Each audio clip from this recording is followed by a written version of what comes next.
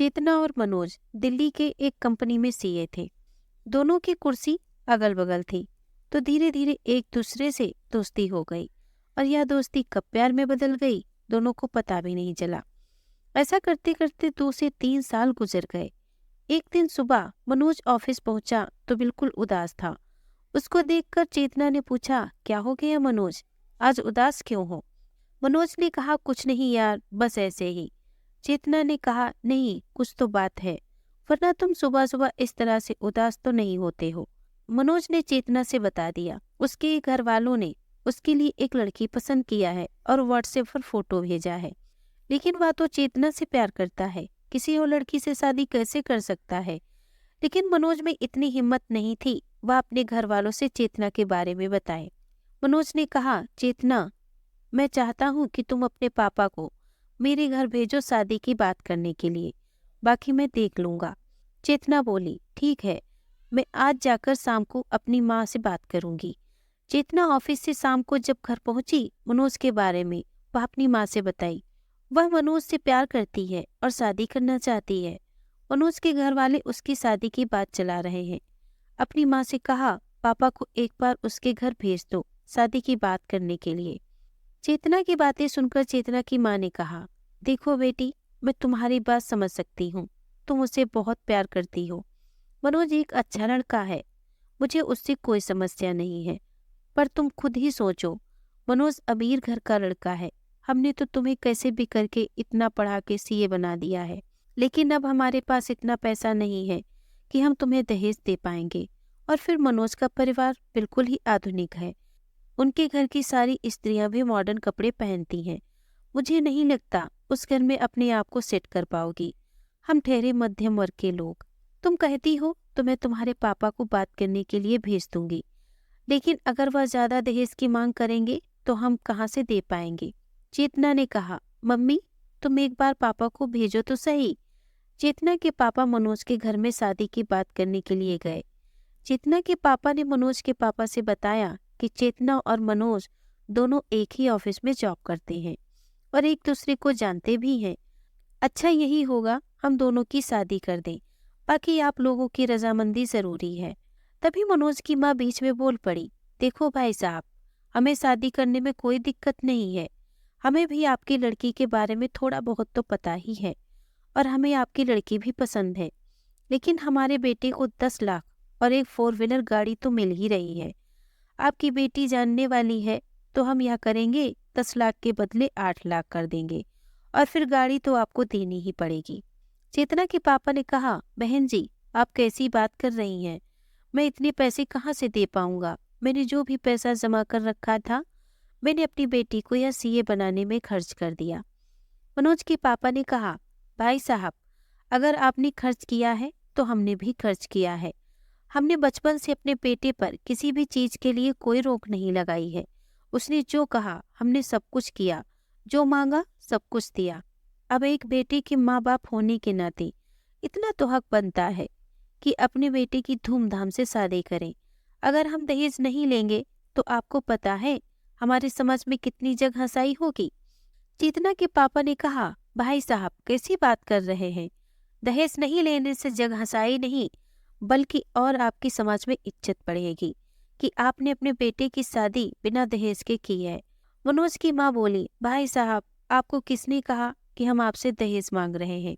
हम तो सिर्फ शादी का खर्चा मांग रहे हैं। चेतना के पापा ने बोला, ठीक है, मैं घर जाकर आपको बताता हूँ। चेतना के पापा वापस अपने घर आ गए और मनोज के घर वालों की सारी बातें चेतना और चेतना की माँ से बताया। चेतना की माँ ने भी कहा, चेतना बेटी, अब तुम ही बताओ कैसे हम कर सकते हैं तुम्हारी शादी उस घर में? हमारे पास इतने पैसे कहाँ हैं? चेतना भी मनोज के प्यार में पागल हो चुकी थी। उसने अपने पास जो पैसे इकट्ठा कर रखे थे वह भी अपने पापा को दे दिया और बोली, पापा, कहीं से और पैसे इकट्ठा करके शादी कर दो, मैं बाद में आपको पैसे दे दूंगी और वह चुका देना। ऐसा करके चेतना और मनोज की शादी तय हो गई।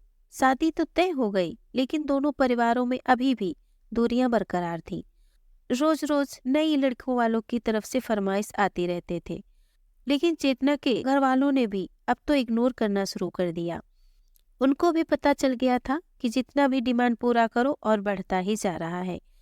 कुछ दिनों के बाद चेतना की शादी हो गई और चेतना अपने ससुराल चली गई। थोड़े दिनों के बाद सारे मेहमान भी वापस चले गए। चेतना के ससुराल में चेतना से बड़े 2 जेठानी और एक छोटी ननद और एक छोटी देवर और सास ससुर रहते थे। चेतना के ससुराल वाले अपने आप को आधुनिक कहते थे।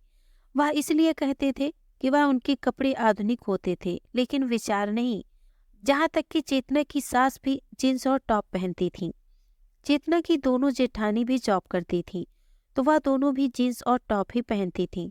ऐसा लगता था कि यह परिवार इंडिया में नहीं, इंडिया के बाहर का हो।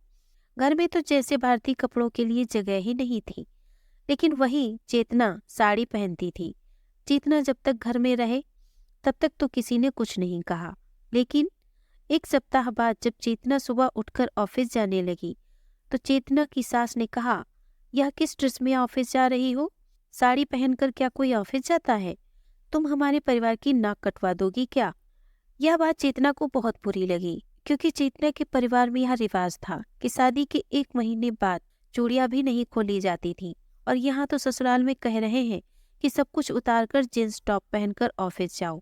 चेतना ने शादी से पहले भी कभी जींस नहीं पहना था, वह तो हमेशा सलवार सूट पहनती थी, इसीलिए वह अपने आप को जींस टॉप में अनकंफर्टेबल महसूस करती थी। चेतना की ननद भी बोल पड़ी, हाँ भाभी, मम्मी ठीक तो कह रही हैं, ऐसे कोई ऑफिस जाता है? सब लोग आपका मजाक उड़ाएंगे। चेतना ने कहा, मजाक क्यों बनाएंगे? मैंने क्या गलत पहना है? तुमको पता भी है, भारतीय नारी का साड़ी एक प्रमुख वस्त्र होता है। स्त्री जितनी सुंदर साड़ी में लगती है उतनी और दूसरों कपड़ों में नहीं। और इसमें क्या फर्क पड़ता है कि किसी ने क्या पहना हुआ है? इंसान विचारों से आधुनिक होता है, न कि कपड़ों से। चेतना ने किसी की नहीं सुनी और वह साड़ी में ही ऑफिस चली गई। चेतना के ऑफिस जाने के बाद ही ससुराल में खुसर फुसर होना शुरू हो गया। दोनों जेठानी और ननद आपस में बात करने लगी कि हम तो शुरू से ही कह रहे थे कि ऐसे गंवार से शादी ना करें। ऐसी लड़की तो हमारे परिवार की बदनामी करके ही रहेगी। सोसाइटी में हमारा कितना नाम है, पापा जी को सब ना जानते हैं। सब लोग हमारे परिवार को कितना मॉडर्न कहते हैं, और यह लड़की हमारी नाक कटवा कर रहेगी।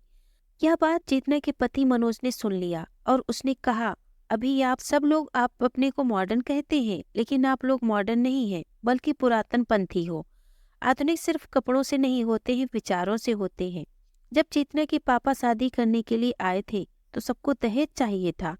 जो अपने आप को आधुनिक आदमी कहते हैं वह दहेज नहीं लेते हैं, बल्कि हर चीज में आधुनिक होते हैं। लेकिन आपको दहेज भी चाहिए। पहले अपने आप को आधुनिक बनाइए, तब किसी और की बुराई कीजिए। अभी आप लोग चेतना के बारे में जानते ही क्या हो? चेतना अपने तनख्वाह की हर महीने 5,000 सरकारी हॉस्पिटल में जाकर बेसहारा लोगों को, जिनके पास दवाई खरीदने के पैसे नहीं हैं, उनको दवाई खरीदने में मदद करती है। ऐसे बहुत सारे सामाजिक कार्य करती है, लेकिन आप लोगों ने कभी इस बारे में सोचा भी है? याद रखिए, जब आप एक उंगली किसी और पर उठाते हैं कि आपकी 4 उंगली आपकी तरफ ही होती हैं। थोड़ी देर बाद ही मनोज की माँ ने कहा, वाह बेटा, हमने तुम्हें 30 साल तक पाल पोस कर बड़ा किया, उसका कुछ नहीं। जितना 7 दिन में ही तुमको अपने जोरू का गुलाम बना लिया। सही है बेटा, सही है। हमें नहीं पता था कि तुम इतना जल्दी उसके गुलाम हो जाओगे। मनोज ने कहा, माँ, इसमें गुलाम होने वाली कोई बात नहीं है, बल्कि सच को सच कहना और झूठ को झूठ कहना यह मेरी आदत है, और मैं हमेशा कहता रहता हूँ। तुम्हें पता भी है चेतना के पापा पर शादी के लिए कितने कर्जे हो गए हैं, लेकिन मैंने तब कुछ नहीं बोला। चलो कैसे भी करके शादी हो जाए। चेतना जब शाम को ऑफिस से घर आई तो सबके लिए गिफ्ट लेकर आई थी, क्योंकि अभी तक वह घर से बाहर निकली ही नहीं थी, इसीलिए वह किसी के लिए गिफ्ट नहीं खरीद पाई थी। अगले दिन चेतना जींस टॉप पहनकर ऑफिस जाने लगी और अपनी सासू माँ से कहा, सासू माँ, आप नाराज मत हो। अगर आपको यह पसंद है कि मैं जींस टॉप पहनकर ही ऑफिस जाऊं तो मैं यही करूंगी, लेकिन मेरी एक शर्त है, आप सब लोगों को भी साड़ी पहनना पड़ेगा। रोजाना ना सही, कभी कभी तो। चेतना समझ गई थी कि अगर उसे ससुराल में तालमेल बिठाना है तो सबके साथ मिलकर रहना होगा, और धीरे धीरे चेतना ने सबको साड़ी पहनना सिखा दिया था। चेतना ने जब अपनी जेठानी को साड़ी पहनाकर आईने के सामने खड़ा किया तो जेठानी ने कहा, अरे वाह, हम लोग तो वाकई में पहले से ज्यादा सुंदर लगने लगे हैं।